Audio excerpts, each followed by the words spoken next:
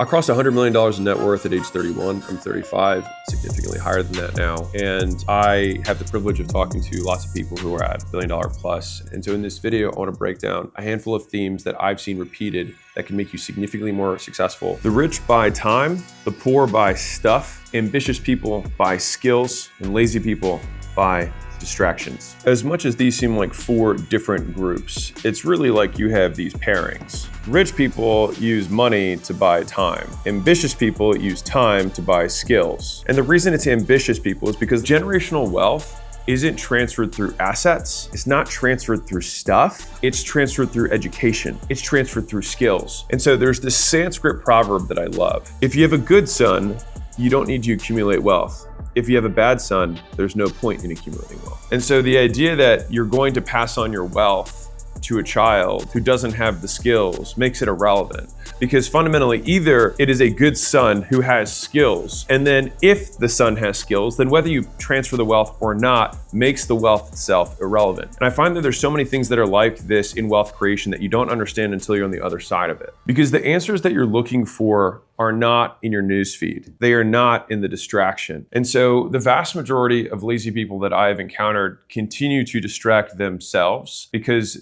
the difficulty of looking at themselves in the mirror and saying, I am inadequate, is too painful. And so instead, they would rather watch fluff videos on the internet that make them feel good and tickle their ears rather than confront reality, that they are just not good enough. And so they consume the stuff that's like, I am worthy, I deserve these things. In other words, entitled to them, which, by the way, if you feel entitled to something, then when you get it, you are never grateful because you thought you deserved it to begin with. We know that gratitude, for example, is something that increases your subjective well-being in life, which is that you enjoy life more when you are grateful for what you get, which means that you have to, by very definition, expect nothing, which means you're entitled to nothing, which means that you deserve nothing. In reality, you are worthy only of the things that you currently have because you have already gotten them. You have proven that you can work a minimum wage job, so you are worthy of the compensation of minimum wage. And as much as this is painful, and I'm sure this will get clipped 100 times to show me as some evil rich guy, I'm willing to take that hate for the few people who will hear this message and decide to change the way they act. You can be ambitious and distracted, which keeps you poor. When I started out at my peak, I had 9 businesses because I heard 7 income streams make you wealthy, but it doesn't. 7 income streams just spread you 7 ways. And I had 9. I was like, well, 7, good. 9 must be better. To give you context, I had a chiropractor agency, I had a dental agency, I had a gym turnaround business, and then I had, at the time, 6 locations. So there's 9, where it is, boom. And I had partners in each of these businesses. I was still the one who was required to rainmake, meaning I was the one who was required to sell customers into all 9. If you are required to work inside of the business, then you can only really do one job. And so when people hear that someone has 7 income streams, it's because they own assets that generate that kind of income. But in order to gain the cash to then buy the assets that create the cash flow, it requires time and focus. Let me make focus real for you. Focus is a very amorphous term. Focus is measured by the amount of things you say no to. And inversely, you could measure it by how few things you say yes to. Meaning, the most focused person says only yes to one thing and says no to literally everything else. And so the next thing that separates the rich from the poor is it's 100x, not 2x. And so this concept is one that I had dinner with a friend of mine who's a public CEO, and I asked him what he had done to grow the business. I think from a $200 million market cap to a $1.2 billion market cap in less than 2 years. All right, so that's absurd growth for a company. And I was like, so, what are you doing primarily? And he said, I'm shaking hands, I'm kissing babies, I'm going to events all the time. And I was like, well, how many? And he's like, well, I'm going to do 66 events this quarter. And I was like, in person? He was like, yeah. I was like, they coming to you? And he's like, no, I'm going to them. I want to make this real. He has a wife, he has kids. And before anyone listens and says, I can't believe well, cool, he makes trades. If anything, I would hope that people watch this and say, I wouldn't make that trade. In which case, great. Also, don't complain about not having what somebody who has made that trade made. And so one of the big misconceptions, by the way, this is a sales thing too, is that people want your outcome their way. They want to have their cake and eat it too. They want to say, hey, I want to not change the way I'm eating. I want to not change the way I'm living, but I want to have a 6-pack and I want to be in shape. I want to continue to live this way and I want to get the 10 chick or the 10 guy. I want to continue with my work-life schedule as I currently have, but I want to have hyper-growth. They are trades, they're price tags. When you go to the store, you either want the shoes and you're willing to pay the price or you're not willing to pay the price. That's it. You can't pick the price for the shoes. You pay it or you don't. My telephone back to myself is that I thought I worked a lot when I was younger. And I did spend a lot of time working, but I made so little progress because a lot of that time I wasn't actually creating output. I encourage people to do something called the 12 by 30. All right, so it's very simple, and it's actually not as unsustainable as people would think. You work 12 hours a day for 30 days straight, no weekends. By the last day, you realize, 1, you aren't made of glass. 2, how much more you could be working. 3, how much faster you could be achieving your goals. 4, how much you could be getting better every single day.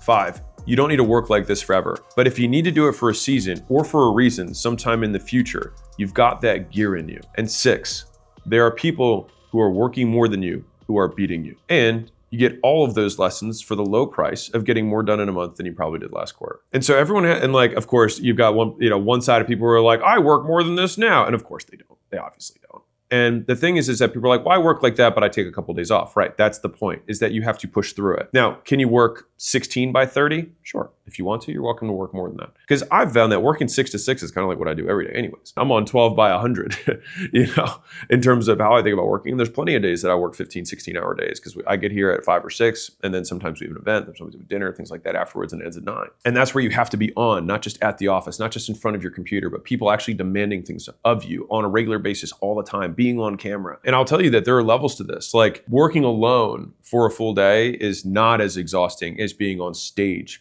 for a full day, being on camera for a full day, because every second that you are not peak, you are losing. You can take a break while you're working alone. You can't take a break when you're on stage, when you're meeting customers, when you're making content, right? Like every minute that is not recorded is basically a minute wasted. There's a whole team here behind this camera, right, that is making this stuff for you, and I'm costing them every second I'm not showing up. I remember there was a season of my life where I think I had like 9 straight months of this, and it was not 12, it was 15, 16, because I had to wake up at 4 to get to the gym, where I was at the gym, but I would wake up at 4, and then I would get the class ready. I'd open the gym doors at 4:30, would start the classes at 5. And the last class at night would end, it would be a 7 o'clock class, it would end at 8. And then at 8, I would then do billing. I'd reach out to old customers. I would confirm lead appointments for the next day, all that sometimes until 10, 11 at night. And then I'd wake up again at 4. And so I don't know what the hours are there, but it's more than 12. And I did that for 9 months straight. And I used to describe it as the kind of tired a good night's sleep couldn't fix. It was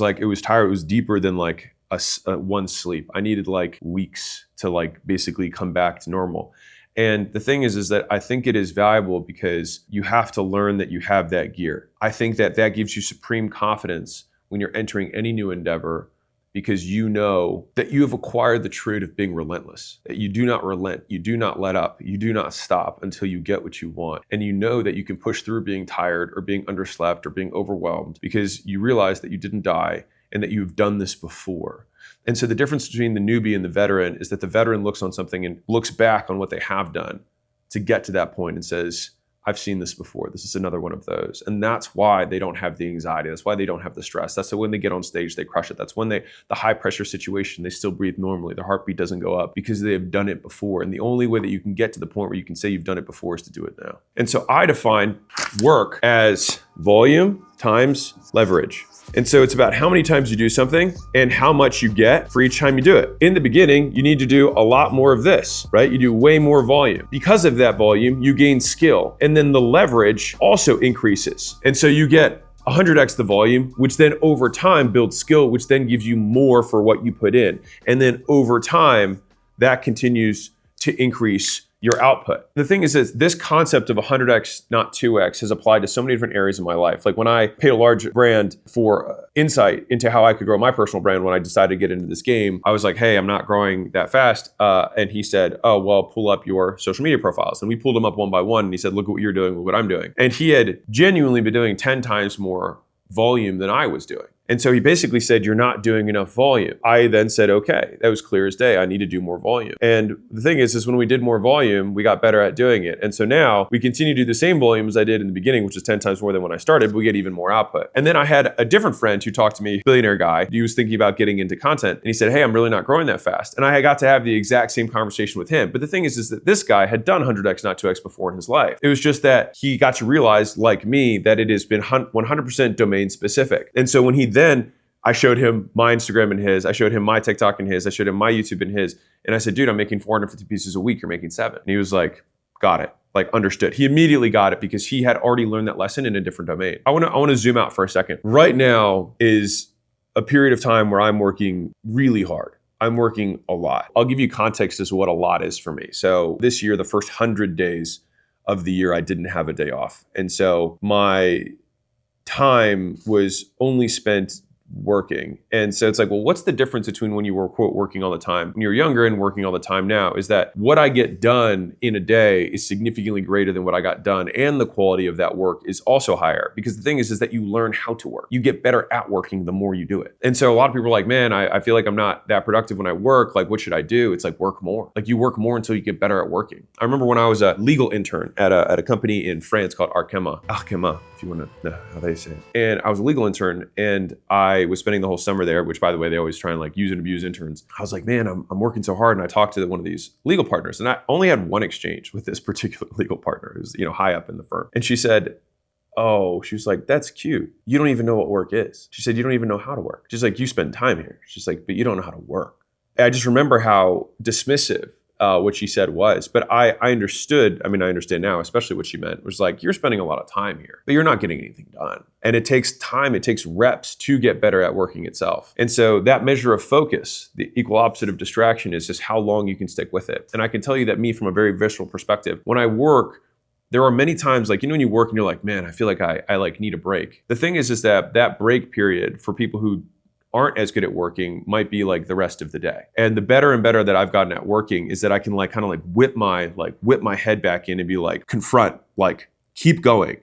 And I'm like, all right, I'm going to keep going. And then you kind of realize that there's like a 5-minute, sometimes 15-minute period where like your output slows a little bit, but then you catch the next draft and then you're in again. It's being able to whip yourself back in, and that muscle of doing that takes practice. And the only opportunity that you get to flex that muscle, to practice it, is to work yourself to the point of fatigue, to the point where distraction or respite or rest would be beneficial, or you feel like it's what you crave right now. And then being able to be like, no, I can power through this. And the thing is you can power through it. It just takes practice, and practice takes repetition, and being willing to be uncomfortable for an extended period of time. And it's kind of like when you're eating and you're dieting, there are moments where you get these cravings where you're like, man, I'm starving. I want something sweet. If you've ever dieted before, and this is where repetitions help, it only lasts like 20 minutes. So if you ever do this, by the way, dieting hack is just set a timer when you're like, man, I really want something. Wait 20. And if you still want it, which you rarely do, because it usually lasts less than 20, sometimes it's just 5. It'll just go away. And the same thing happens with focus, but we then just take off for our diet for the day. We order a pizza, right? We order ice cream, right? Or we take off working for the day, right? And we just say, I'm just gonna watch Netflix for the rest of the time, or I'm just gonna go hang out with friends, whatever, or I'm gonna go out. But I will say now that I have worked for 100 days straight, and that was in the earlier part of this year. I think this year I've probably taken 3 or 4 days off since the year started. And I still probably worked until like 2 on those days, but I still consider those like more or less days off. You're not gonna die. And so I think back retroactively, or like historically, like there were people who were forced to work for years on end, or they would get killed. As gruesome as that may seem, I see that as hopeful in that they have already demonstrated that it's possible. Like, you can work continuously for an extended period of time, because fundamentally you're just alive, you're moving, right? And like, you think super ancestors, it's like they didn't have computers, they just were around. And so you do keep busy while you're awake. And so you might as well keep busy continuing to nudge things forward. And I can't tell you the amount of times where now I'm like, my mind checked out, and I was like, no, my brain checked out a little bit, but I'm gonna keep going. And then 3 hours, 4 hours, 6 hours more pass, and I'm like, oh, I actually finished everything that I said I was going to do. And it's just so much more work, and it's fewer days off, and it's earlier mornings and longer nights. And it's being able to do that for an extended period of time. I know the whole idea of like, work on the things you love and you'll never work another day in your life. I just don't think it's true. Like there's so many things that I don't enjoy doing that I have to do. And that's why, at least for me, my saying is always, I will do what is required. How I feel about it is relatively irrelevant, because the things that have come from doing what is required have made doing the requirements something that I know will pay off. And so I kind of like feast on those morsels of past achievements as the fuel to continue doing things that may be uncomfortable or unpleasant in the moment. And most work isn't unpleasant. It's just work. It's like, I have to get this done, right? And you're like, I get to get this done, sure. But like, I'm just being real. For me, it's usually not sunshine and rainbows. Like I work a lot and I'm tired. I slept 9 hours last night, which was the first time I've slept 9 hours in a while, and I feel amazing right now. But sometimes you got to work on 6. Sometimes you got to work on 5. And so think about this hypothetical extreme. Let's say that you played video games. That was all you did. When I say that's all you did, you didn't go out, you didn't talk to people, you didn't see anyone, you didn't eat, you didn't sleep, but you would be incredibly focused. Now, at that point, you say, well, in order for him to play more video games, he needs to sleep. So there are contingencies, right? You do need to eat or you'll die. And so there are the fewest requirements necessary to maintain consistent focus on the one thing. And those things become requisites for focus rather than distraction. Like there are periods of time where you will need to rest. That rest, therefore, is productive because it increases your total output in the one thing that gets you the most leverage, that gets you closest to your goals in the shortest period of time. And so this isn't a video of me saying, work until you die. Well, you will work until you die, because we all will die and we all probably will work at some point. But it is more a video of saying that every single thing that is not a requisite for you continuing to do the one thing, that one yes, are all distractions. They are all things that take away. And people have a hard time with this because they like to say, like, you need to have balance. But this is what poor people do not understand. And I am going to do my very best to kind of like pass down a message from the future to my past self about this. And this goes for entrepreneurs specifically, which is you do not understand how much work it is. Like you think you understand how much work it is. And I've had multiple times in my life where I've met someone who was way further ahead than me. And I saw them actually working 5 to 10 times more than me. And I was like, wow. And there's this scene in Invictus, which is a movie with Morgan Freeman and Matt Damon. I love this moment. There's an exchange. I'm paraphrasing, but he says something to the extent of, I've heard that you've been playing with an injury. And Matt Damon just kind of says, well, no one ever plays at 100%. And I just love that because to me, that kind of encompasses the champion mindset, which is that it's not about playing when circumstances are perfect. It's that playing creates perfect circumstances. We have to learn to play when the chips are stacked against us. It's like having values. Values are only valuable when they are tested. You can say you're loyal, but if you're in a hotel room and a girl is there and your wife isn't there and there's no way that she finds out, that is the test of whether you're loyal. It's when there's stakes. The test of whether you have work ethic is whether you can work when you're tired. It's whether you can work when you're distracted. It's whether you can work on things that you don't find pleasant. Because and I see this with some of the young guys. Like there was a guy we hired, and then in 3 days he said, I don't think this is for me. And he got hired to a sales role, and he was making outbound calls. I was like, you don't think this is for you? I was like, you don't even know what's for you. You were here for 3 days. You didn't even get the ability to get good at the basic thing. And so there's a level of intolerance for discomfort in some sort of expectation that it's going to be this amazing thing that you're going to love at all times, and it's just not. And so I'm okay being a different voice in the entrepreneur space. That's not like, passion is what gets you through the hard times. I don't think so. Passion has not been the thing that has gotten me through my harder times. It has been desire. It has been wanting to make something into a reality by dragging something from your mind into the world. And sometimes I feel like you're giving birth to this thing, which for every mother, which I obviously haven't given birth, it's like you give birth kicking and screaming. It's a painful experience, but then there's life that happens afterwards. And I see work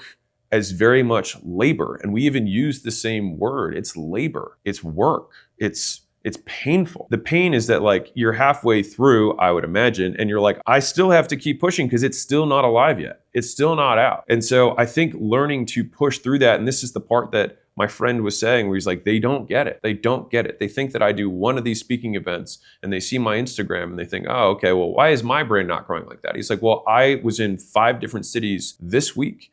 and I just had to do FaceTime with my kids in order for them to see me. And people are then like, I wouldn't make that trade. Fine, but don't want what he has. And so let me draw this out for you in a nice little visual to show you how I see work, right? This volume that you need to do. So you have excitement, right? So when you have this new idea, which we have them, and you're like, oh my God, this is amazing, right? This is so good. The thing is that once you become neutral and then you become worried and stressed, this is when work begins. And so in the bodybuilding world, they'd be like, okay, once you have achieved failure, that is where your working reps begin. It's an old school bodybuilding saying. I'm sure the science bros will be upset about it. But I think that it very much qualifies for how it relates to work in this world is that your motivation fades very quickly. It's that work begins once motivation stops. And I think if you measure it that way, then you will measure how much you work and how hard you work very differently. So it reminds me of this Muhammad Ali quote where he says, I hated every minute of training, but I would tell myself, suffer now and live the rest of your life as a champion. I have this tweet that I said a minute ago that I really like. And so whenever I get to a low point where I think, why do I even bother? I just try and remind myself, this is where most people stop and this is why they don't win. That period, that wall that you hit, like that is the champion wall. That is where you leave everyone else behind because everyone only works until their point of excitement and then they stop. It's like you have to find that next gear. So the next point is that they cannot copy your proof. People want to gain reputations. They want to be known for certain things. They want to get status. But people can copy your promises. They can copy your services. They can copy your logo. They can copy your name, but they can't copy what you've done. I have sometimes younger entrepreneurs who reach out and they're like, hey, I want to build a big brand. And they're like, I want to start making content. But I advise them to only make content if they're truly documenting and don't transition into teacher mode. Because the thing that will build your brand is the stuff you do. Like we look at the business titans that are out there, right? You look at Elon, you look at Bezos, you look at maybe now Sam Altman, you look at Jensen Huang from NVIDIA, and they now have these quote big business brands, Steve Jobs, Bill Gates, Warren Buffett. They are considered probably the leaders of the business world in terms of thought leadership. But did they get there by building personal brands or did they get there by building personal businesses? And then by building personal businesses, which I'm joking here, they just built big ass businesses.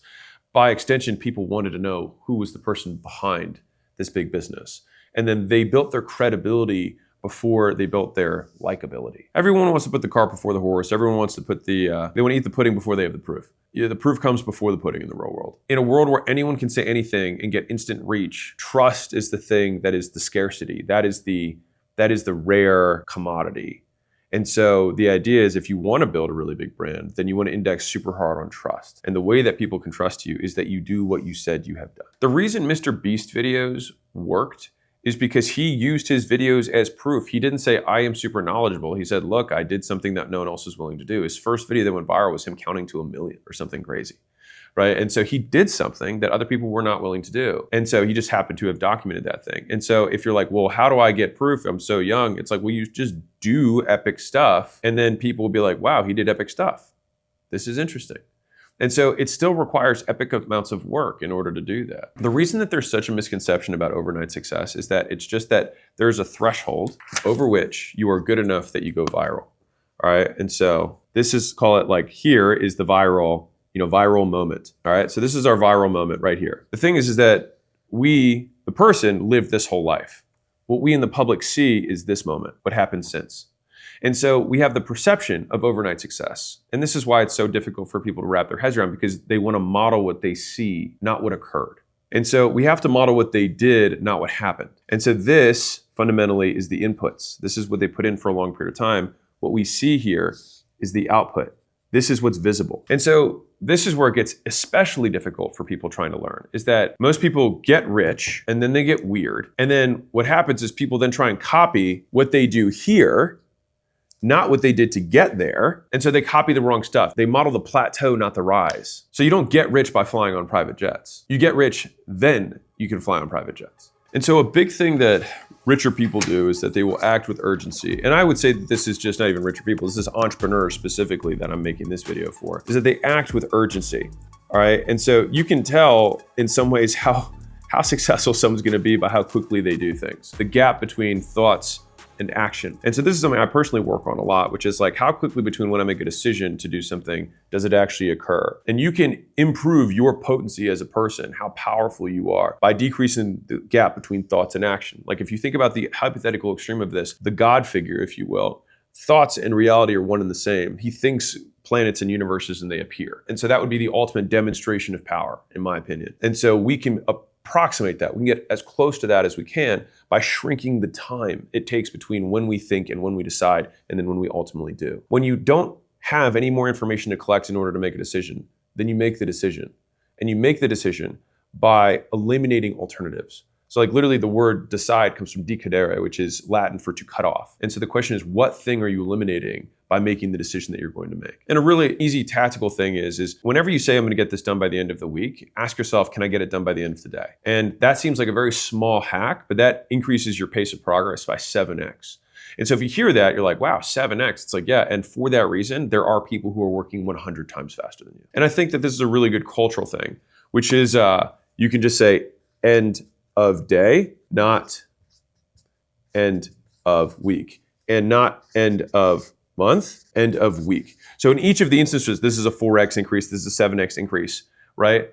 And you can even go end of day goes into end of hour. Now, this is one that Layla talks about a lot, and she's a master operator, is that she heard this from a mentor. She said, if it's a 5-minute task and you have 5 minutes, do it now. And so the amount of times where I'm like, hey, we should do this thing, and then literally in 60 seconds it's handled by Layla, like while I'm just walking around talking, just like shooting ideas out there, is baffling. And so her speed of like, that's a great idea, it's already been, delegated out. Like she doesn't keep things on her plate. And so there's this big falseness that I think is propagated by a lot of the social media world because it feels good and to get lots of shares, because it gives people permission to be lazy. It gives people permission to tell themselves that they're great just the way they are. I wholeheartedly reject that entire notion. The idea that they sell you is that you're young, you've got time. And I think that is false. Because all this does is extend how long it takes you to remember that, number one, tomorrow isn't guaranteed. Like I just looked at my newsfeed this morning and there was a guy that I knew who's my age and he just died of stomach cancer. Really sad, really nice guy, wife and 3 kids. Into fitness, really in shape, just a freak thing that happened. And so the assumption that you've got time assumes that you're going to live forever, that you're going to live to 100. And we know that that's not true. And let me put this in perspective. 3 out of 10,000 people live to 100.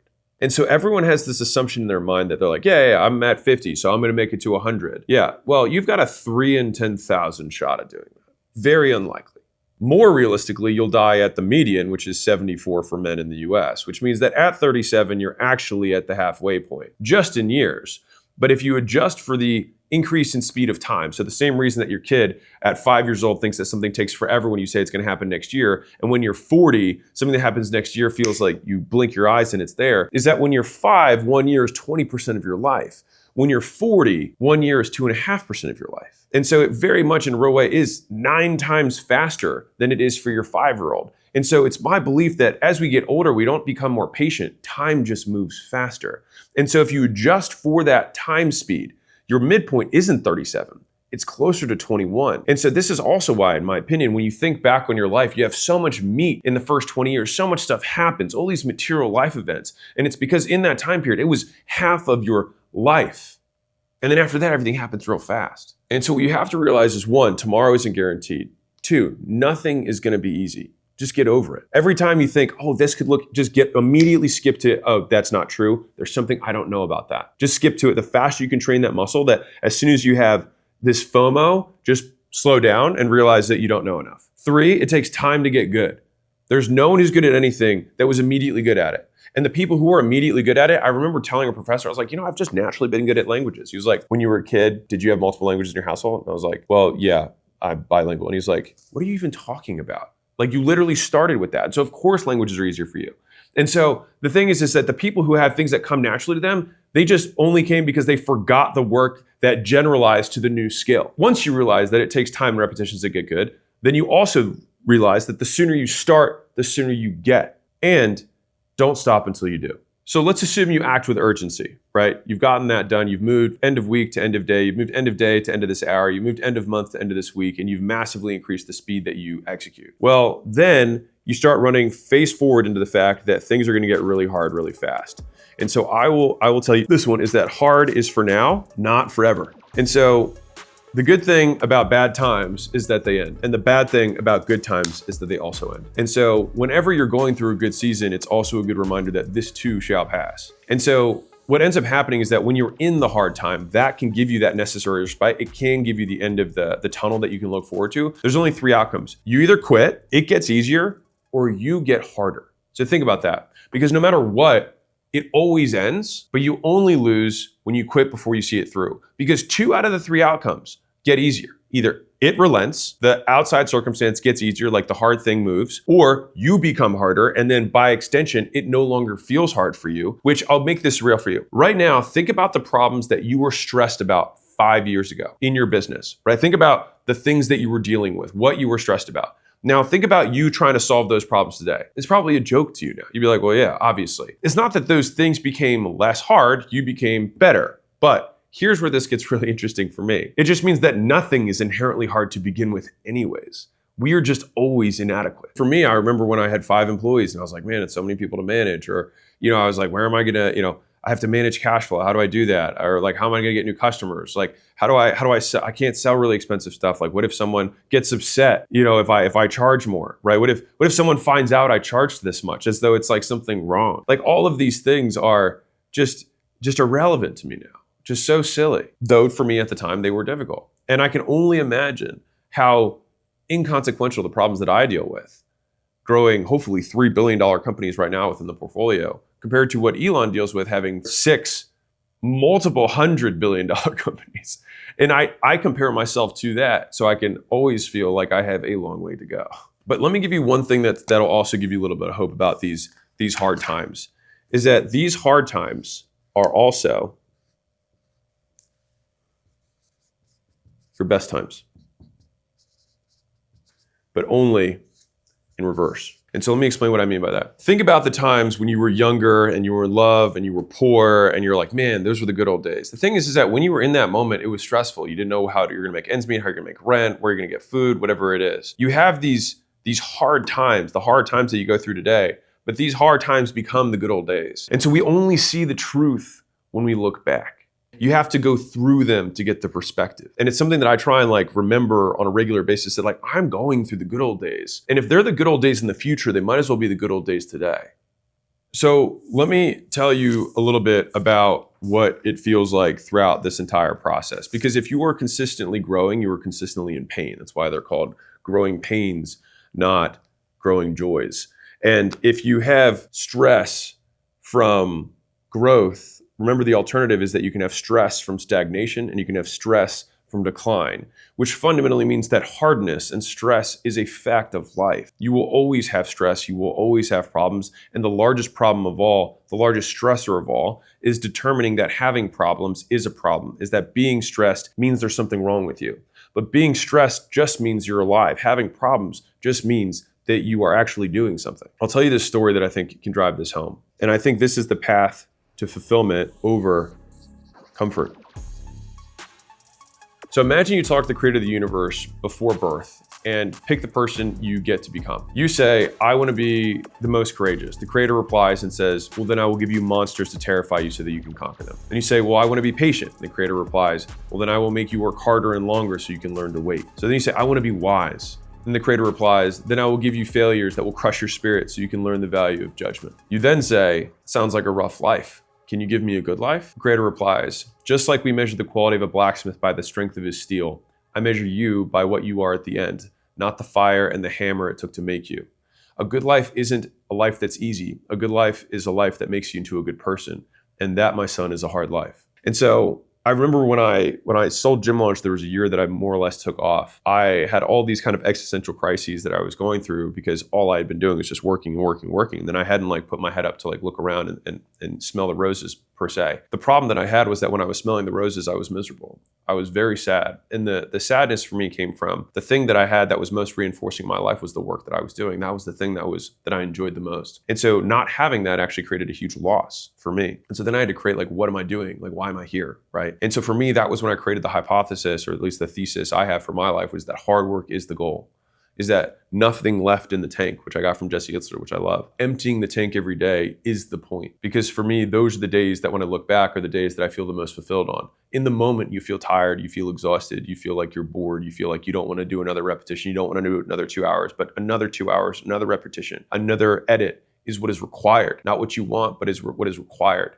And if you have a little bit left in the tank, and you don't know if you have a little bit left in the tank until you empty it, until you physically can't. And so I think about that steel that we're trying to make. And the only difference is that we are both the steel and the blacksmith. And so the creator in this would just give you the fire. And either you can stand far enough away from it that it just keeps you warm, or you can go into it and you can hammer out the impurities so that you can just become better and better and better and stronger. And if you're watching this and you would like to start a business, but you're not sure where to start, I am a co-owner of School, and we just started the School Games. And right now we're giving $100,000 away in cash or a Cybertruck to the person who builds the biggest community on School in 30 days. And so School is just a community platform that helps people start businesses. And right now, 1 out of 2 people who start a paid community on School, make their first dollar online. And so you're like, okay, well, that's cool. And right now, on average, the average paid community owner makes $1,360 per month. So this is not going to be the thing that makes you, a billionaire rich, but it can help you get started, which is why I invested in the company. I spent 4 years looking for something that could make the easiest kind of starter business for people to get going, and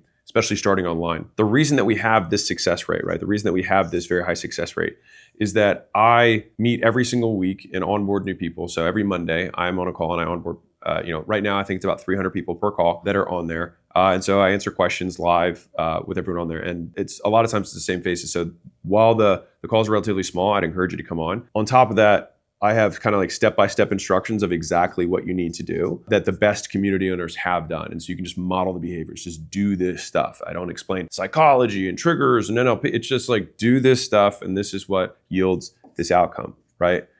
And then finally, we'll give you the entire platform that basically makes all the tech really easy.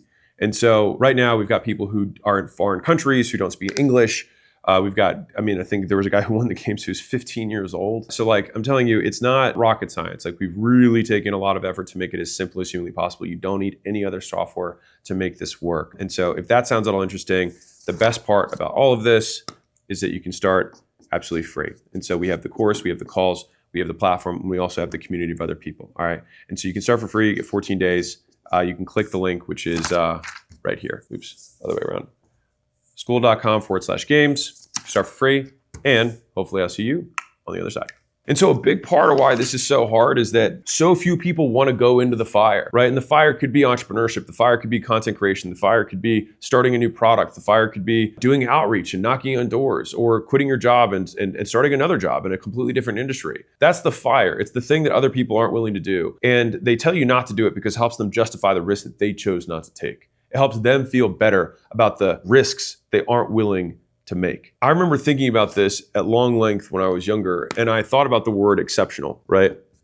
So buried in the word itself is the key point, which is that you cannot expect to be accepted if you want to be exceptional. To become exceptional, by definition, you have to become the exception, which means you have to be unlike other people. You have to do what they don't agree with. If they agreed with you, if everyone agrees with you, you can be sure that it's the wrong path. When I quit my job, every single person in my life told me it was a bad idea. I graduated in 3 years from Vanderbilt. I had a nice white collar consulting job. I was set up to go to grad school, to one of the Ivy Leagues. I aced my GMATs. I was set up. I'd done the path.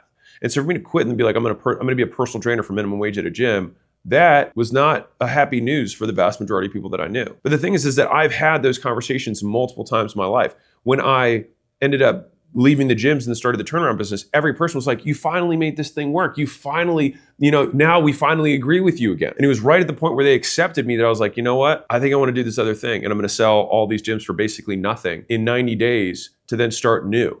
And they're like, but you spent so long on this. And they see sunk cost fallacy. And the thing is don't listen to the people who are closest to you. listen to the people who are closest to your goals. And so a lot of people like to think about how they have these mentors and these heroes, but the most important group is your reference group. And your reference group is who you compare yourself to. But the thing is that people think they compare themselves to their mentors and their heroes, but they don't. Who you compare yourself to is who influences your decisions. So the voices you hear, the voices you listen to when you're about to make a big move, those voices are your actual reference group. And if those voices are not close to your goal, you should not listen to them. If anything, sometimes the best advice in the world is do the opposite of whatever it is that they did to get in their life. If you don't want what they have, don't listen to what they say. Even when you're an entrepreneur. So let's fast forward a couple of years. So there was a point where I started the outbound team. So this is gonna sound super tactical, but I'm gonna zoom out for you. So we at Gym Launch we were all paid ads for the most part. I made content, I had a book, like there were things that were out there, but still 70% plus of my new customers came from paid ads. And I knew that if I wanted to sell the company, I would have to create a second acquisition channel that was very different from the primary one so that I could create more stability. So you don't have one itis, one point of failure within the business. And so I remember reading this book about how to set up outbound, and it said it will take a year. And I said, I'm really good at marketing, I'm really good at sales, it'll take me 12 weeks. And it took 12 months, like the book said. And so when I walked through that, what was interesting is it took 90 days for us to get our first sale. And the whole time I'm investing in this team, I'm investing in software, I'm investing in training and consulting to like learn how to get all this stuff going just to get our first sale. But that's not very good for the amount of time and effort we put into it. And then 3 months, after that, we started getting a couple sales trickling in, still not a lot. And I actually had almost like an intervention from my executive team that were like, hey, we think this is a shiny object. They were using my words against me. They're like, we think this is a distraction. It's not, yielding a result for us. I think we should, cut our losses and move on. And I kept thinking to myself, like, this is what hard feels like. Like we have to just keep inching our way through it because we have made sales, which means we just need to get more efficient at it. And then we did another 6 months and then we got to the point where it became 50% of revenue. But here's the thing that you don't see. And so whether you're starting a new acquisition channel like I was, you're starting paid ads, whatever, is that if I tell you in 1 year, I could double your business, right? Let's say you have to pay me $100,000, right? And in 1 year, I will double your business. Many people would probably be like, yeah, sign me up. I'll do it. Maybe I'll take a loan, but even for the 100, like if I know I'm going to double my business in a year, I would do it. Okay. But then what happens is month 1, they drop 5K and then they lose 5K. And then month 2, they lose 5K again. And then they say, ads aren't for me. Outbound's not for me. But the thing is that the way it actually feels is that you lose 5K, you lose another 5K, you lose another 5K. And then all of a sudden 1 month you make 25K. And then the next month you make 50K. And you make all of this back and some, but it happens all at once. And so there's a saying on Wall Street that I like, which is it happens slower than you expect and then faster than you can imagine. And they talk about that when it comes to market drops and market explosions. It's like we should be crashing. It hasn't adjusted yet. It happens slower than you expect and then faster than you can imagine. And so you have to be willing to forego that period of time for a long time, understanding that you just want to make progress. And so I think the thing that separates masters from beginners is that masters have more ways to win. So you can measure your expertise in anything by the ways you can measure, equaling the number of times and ways you can win. And so if you're an expert at making videos, then throughout the entire process of a really long project, you have many wins on the way. You know all the little progress markers that occur to create some big outcome. And you approximate those little progress markers for the ultimate goal at the end. When you're a beginner, you only see the output. And all you see is I'm doing stuff and nothing is happening. But you just aren't able to mark progress well. And so if you want to increase your expertise, then you need to increase the number of ways you can measure so that you can increase the number of wins you have in a given time period. And by the way, that is what makes you enjoy your work. And this is how the work itself becomes reinforcing. And so in order to develop that expertise, you have to have education.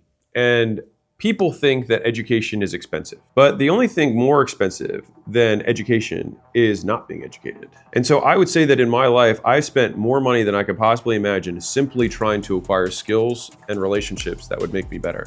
To give you an idea, I think the most expensive thing that I bought for this is not including me messing stuff up and just losing tons of money, but I actually wrote a check for, was $350,000 to have a dinner with a guy who was worth $7 billion. And I got exactly what I wanted from that dinner.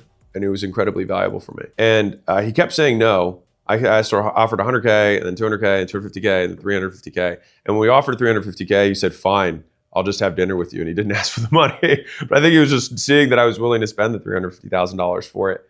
And so I've spent so much money for 1 hour, 2 hours, anything to gain context. Because I heard this close, and if you've watched my channel, you've heard this before, but pick whatever number your income goal is, right? Let's say it's $1 million a year. And let's say you're currently making $100,000 a year. If you value that $1 million goal, the value of the $1 million per year, what's the price you put on that education? The value of that education is the difference between where you're at and where you want to go. And so that's why if I want to become a decabillionaire, then I should be willing to pay everything that I have in order to gain the skills, the experience, the knowledge in order to get there. And so if there's a way that you can spend $50,000 in order to learn $1 million per year skill set, then every year you don't do it, you lose $950,000 that you would have made if you had made that investment. And so the key point here is that we use poor people language when we talk about education, when we should be using investor language, because it should be an investment in an asset. And the asset just happens to be you, and you can't sell it, but you can invest in it and you can grow it. If you think about investments, you'll never say an investment is expensive. There's just a cost and a return. But if someone says there's a $100 stock or a $1,000 stock, it could be expensive relative to the return. But if the return is supposed to be good, then no one says that that amount of money itself is expensive. It's just what the cost is for the return. It is the investment. And so if you think about education in that same way, it always has to be framed in terms of what you get for it, not how much it costs. It's not about how much you make now, it's how much you're going to make and how much that's worth to you. And for me, whatever my delta is what I'm willing to pour into that without hesitation. And so for the first I lost everything at year, 6 of my entrepreneurial journey. And I put all of the extra money that I had right back into learning more stuff. And so even though I made profit, my biggest expense was me, but it wasn't on my living and my lifestyle. It was on my education and my network and my surroundings and the skills I wanted to learn, the courses, the workshops, the seminars, the coaching programs, all the things that I did. I'm a product of that world, despite the fact that I think that world overall has a lot of shitty people. I still learned a lot. And you can learn just as much by learning what not to do and saying, I will never do that, or treat someone the way that person treated me. Because the best students never come out negative. So really think that I have always been the top performer in every single program, coaching, whatever I have ever done. And so the process that I use is, number one, do everything they tell you to the T the first time. Then take what works and toss the rest. You can learn something from everyone, but only take in that which makes you stronger, which is a quote that I have from Harry Potter, The Sword of Gryffindor. But I love it because it was enchanted to have this spell that it would only take in things that made it stronger. So it took in the basilisk's venom, which allowed it to kill, the Horcruxes later on. But I like to see myself as that sword, is that I continue to invest, I continue to put things into the steel, but I only take in that which makes me stronger. So a lot of people have these negative experiences with coaches, consultants, vendors, whatever. And I just like to think to myself, in what way will this make me better? And so by instead asking that question rather than enumerating the many things they could have done better or the things they did wrong, simply saying there is something that I can learn from this. And there is something in this experience that will make me stronger. And that frame may have been one of the most valuable frames that I've had, because I, like you, have spent plenty of money on things that have, quote, not worked. But I still learned enough from them, and oftentimes what not to do, that allowed me to then see what to do. But before I ever did that, I had to do the first 3 steps of that, which was do everything they said to the T the first time. And if for whatever reason it did not work, I would then use my other skills to patch the difference so that I could find a way to make it work. And by the way, if they have a success story, which they usually do because that's how they sold you, is that you find that person and figure out what they are doing that is lacking in the education that the person who's teaching taught. Fundamentally, if you ever buy something where there is somebody who has been successful, then it means there are activities that yield success. And the discrepancy, I'm going to show this to you visually because I think it's important. So let's say there's a bridge, right? And you've got, here's money and here's you, okay? So you've got this path that someone shows you how to do. So you paid money and they give you these little bricks here, right? They give you these little bricks that you paid money for. And maybe these bricks, you had to pay different vendors different amounts of money for each one of these bricks, but you still haven't made money yet. The thing is that there's a gap here. And the reason that some people are successful with some people's programs or implementations and other people aren't is because that the people who already bought that brick from somebody else before that, that brick isn't missing. And so if you see the education you have as these bricks on the road, then you wouldn't say that the foundation of a house is in some way a ripoff. You would just say it's not a complete house. Now, if they sold you the expectation that you would have a house, sure, you could be upset by them, but they still helped you build a foundation. And so it's the same people who get upset saying, oh, I learned arithmetic from Mrs. Glass, but then when I found Mr. Hardwick and he taught me calculus, she only taught me arithmetic. She is a moron. You wouldn't say that. But for some reason, people talk about the basics of business the same way when they become more advanced. If someone taught you how to do outbound and do warm outreach so that you could sell your first customers, and someone else later teaches you how to run ads, well, you probably learned how to work the leads from the ads that work for you because you learned how to do outbound. You probably learned how to sell because you learned how to sell strangers. And so when you did the ads, it worked for you. And then somebody else who did that same exact implementation didn't have the bricks that you had, and they never got the dollars that came across. And so whenever something doesn't work, it doesn't make you any better by saying it's their fault. And fault also only matters in the eyes of the law, which you're not going to sue anybody anyway. So who gives a shit? The only thing that matters is whether the outcome happens or not, which is under your control, because it means that you simply have a discrepancy between where you are and where you want to go. And so a lot of people would then say, sure, Alex, it's easy for you to say you're a white guy. You're right. Cool. So just don't watch the video and move on. But for everybody else, you've got connections, you've got money, you've got looks, you've got intellect or intelligence. These are all great, but you can beat all of these. You can beat somebody who has all four if you have one thing, which is the desire to improve.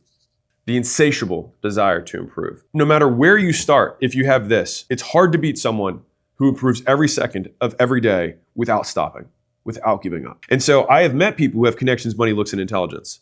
And they do not people who have an insatiable desire to improve, who do not stop. And so if you think about it like this, if life were a race where at the end you die, so got to finish first, right? There are people who may start at different parts of that race. But what is not measured is the speed that you can move. And so I don't know if you've seen these clips that have gone viral in the NFL where they have like one of their wide receivers start like 20 yards behind a fan and they have to race the length of the football field. And then the wide receiver will usually catch up, like talk to them and then just speed right past them. And so it's far less about where you start, because that's where a lot of losers will define themselves. They'll define themselves by what happened to them rather than what they made happen. And somebody else may be here, but it only matters if you think that there's fairness. But I don't believe fairness is something that exists in the universe. And so I don't hold it as an ideal that I proclaim must exist. But there is simply a starting point in a rate of progress.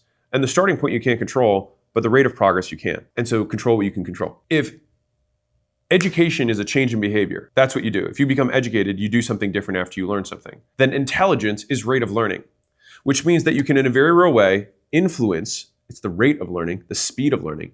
You can influence how quickly you move along this race independent of where you start. And you'll also note that the person here has no influence on what this person does. These two people are independent nodes. The only reason that this person gets upset is that they think it's not fair. And if you just eliminate fairness from your vocabulary and think only in terms of what do I need to do, then it eliminates a lot of the distraction that keeps you poor. So if you recall from the very beginning, lazy people get distracted. They focus on distraction. And one of the biggest distractions is it's not fair. It's not fair. I shouldn't have to. I should get. I should, it should, things shouldn't. It's all shoulds. And I will tell you that should, in my worldview, should not exist. Because should creates expectations of an uncaring universe. It says that you demand something, and I promise you that the universe will win. And so all you have to do is watch like baby seals just get immediately eaten by orcas after like a mother is laying there on the ice to be like, wow, life isn't fair. I'm sure that seal could be like, it's not fair that my babies were literally eaten in front of me. Tough, right? Tough. They have mammal brains. We can see that they got some feelings, right? And so if we go back to the sword of Gryffindor, does demanding that it should be fair make you stronger? Does saying that that person started further ahead of you in any way benefit you? No, because your actions are entirely independent from them. And so the only thing that does is actually delay your speed of taking action. It makes you dumber, because if we define intelligence by rate of learning, then it means it takes you longer to learn. It makes you stupid. And I think that that's why people stay here for a very long time. And many of them never leave.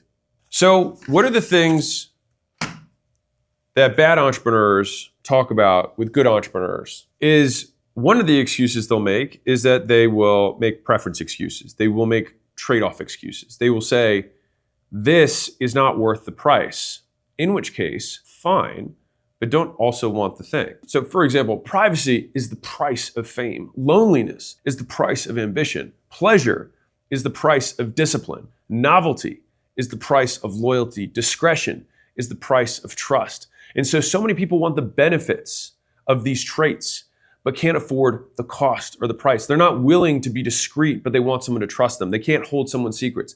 They want somebody to be loyal to them at home, but then they want the thrill of the new relationship. They want the benefits of discipline, of consistency, but they can't trade the pleasure in the moment. They want ambition, but they're not willing to pay the price of being lonely, of being the exception. They want fame, but then all of a sudden they are startled when they realize that they have no privacy.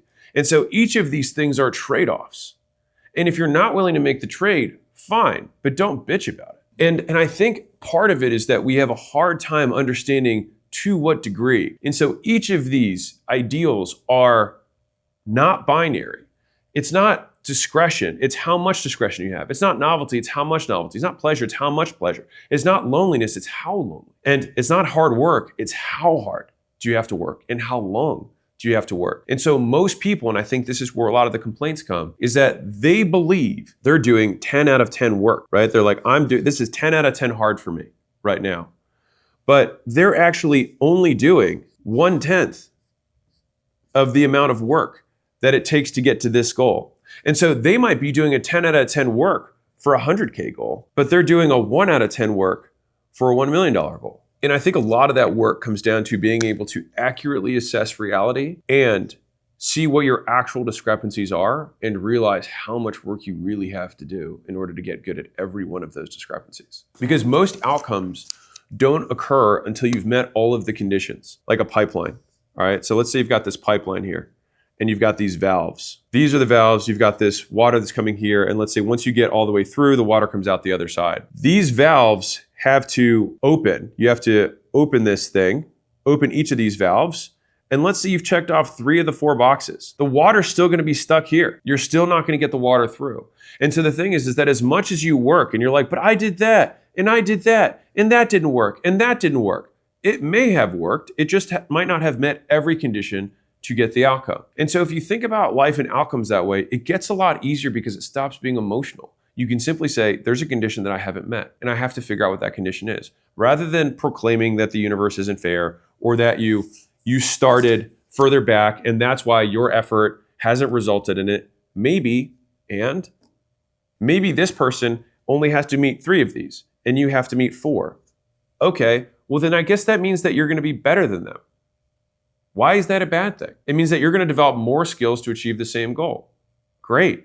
If the end of this life is that you are the steel, you are the thing that gets created, then you can't resent the hammer and the fire that makes you. Because you can't wish for strong character and an easy life, because the price of each is the other. So either people aren't succeeding because they don't understand that they have to make a trade that they're not willing to make, or the trade that they're currently making isn't sufficient. So they either think that they deserve to get the Nike shoes just for being who they are and think it's not fair and think that the store owner should just give them the Nike shoes. And look, all you have to do is look at the news. There's plenty of people who think that way and they go and try and take it, right? But that makes them a thief. That makes them significantly worse. It actually does more harm to them, in my opinion. But there are people who believe that. That's the worst, that's the lowest level. The next level above that is people who say, no, I'm willing to pay for the Nikes, but I'll pay 30. It's like, yeah, but they're 300. That's the price. It's like, yeah, but I'll pay 30. They understand the extent of the trade-off. And then they complain that their $30 isn't good enough. It shouldn't be so expensive. It is what it is.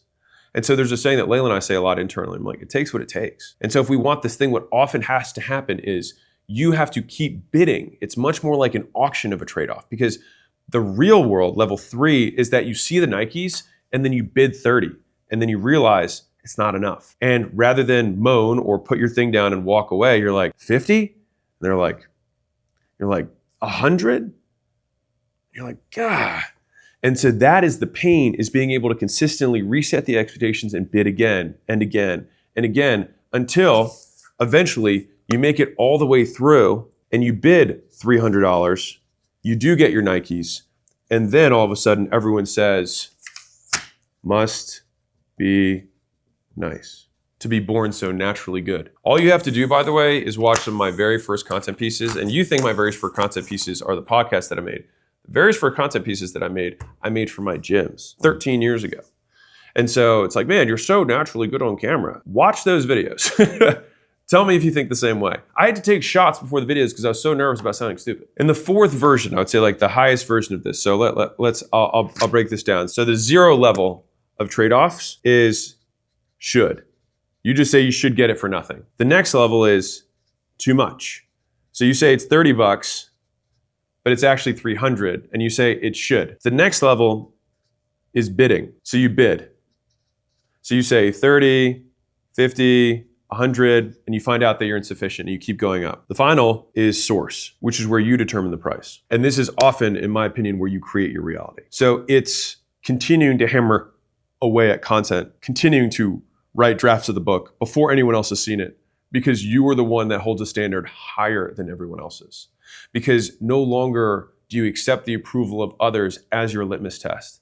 The market, for sure, in the beginning will tell you whether you're good or not. But Steve Jobs, Henry Ford, right? They would have asked for faster horses, not cars. Is that they demand more from themselves than anyone else does. And by setting that standard here, where everyone else is here, by actually meeting the standards of the market, you actually lower your own. And so this is where your standards become source. And this is where you get into rarefied air. And this is what the quote, rich guys, if you will, when we talk behind closed doors about what people don't understand, it's about holding the standard. And in my opinion, the person who should make the decision in every organization is the person who has the highest standards, not the person who's most senior, not the person who has the most shares. It's the person who has the highest standards for whatever it is. Our marketing should be at this level. If the owner thinks it's less, then that person should be the person who's running marketing. If somebody else thinks the product needs to be this good and someone else thinks it to be less, that person should be in charge, whether it's their first day or the 1,000th day. The person who has the highest standards is the one who should be making the decision. They should become source. And so when you get to that level, the only person you're making trade-offs with is yourself. You're the one who's determining, is this good enough for me to put my name on? Rather than, is this good enough for them to say it's good? And for example, J.R.R. Tolkien worked on The Hobbit for a decade, and he didn't even submit the draft. One of his friends saw that he'd been working on it for a decade and submitted it, grabbed it from his desk and submitted it for him to a publisher. And then it obviously became The Hobbit and everything came after that. And so his standards were so high that he still didn't even think it was ready, but it was still so good that they ended up releasing it. Now, many of you think that you are J.R.R. Tolkien, but most of you are not. It's actually just very bad. And so once you realize how high your standards really have to be in order to be excellent, what you then have this daunting realization is that you can only do 2 to 4 things in your whole life because of how long it really takes to get to there. And so it's like, I want to be the best author in the world. That's not a desire of mine, to be clear. But if I wanted to be the best author in the world, then I know that that's going to take at least a decade of actually working hard every single day to get better. And believing that for me, because I'm special, I should somehow be able to be, my first book is an overnight success, and that is the thing that chains you to mediocrity. It's believing that it should be a different way rather than accepting reality as it is and then changing your actions as a consequence. And so this is also why lazy people distract themselves.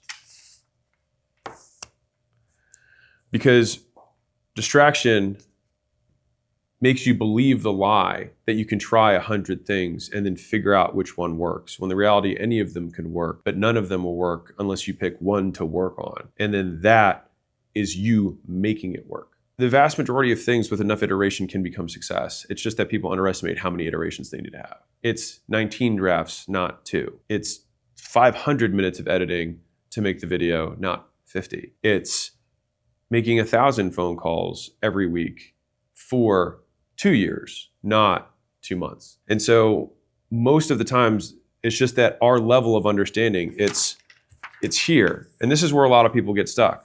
A lot of people get stuck here. They say, I should be better. This should be easier. I've already paid a little bit. I said I was willing to pay 30. The Nike store owner won't give me the shoes. And then you continue, you basically are the same as this person. You just have a price attached to it. I should, it should be, I deserve, I am worth. It takes what it takes. It costs what it costs. You got to be willing to make the trade. And if you're not willing to make the trade, fine, just don't complain. And so if you want to become the exception, you want to make those trade-offs, you're willing to invest in skills and invest your time and do the repetitions and gain leverage to increase your output and are willing to move things from monthly to weekly, weekly to daily, daily to hourly, and continue to pull forward your reality on a faster and faster pace, then I think you'll love this video about how to get ahead of the 99% of people.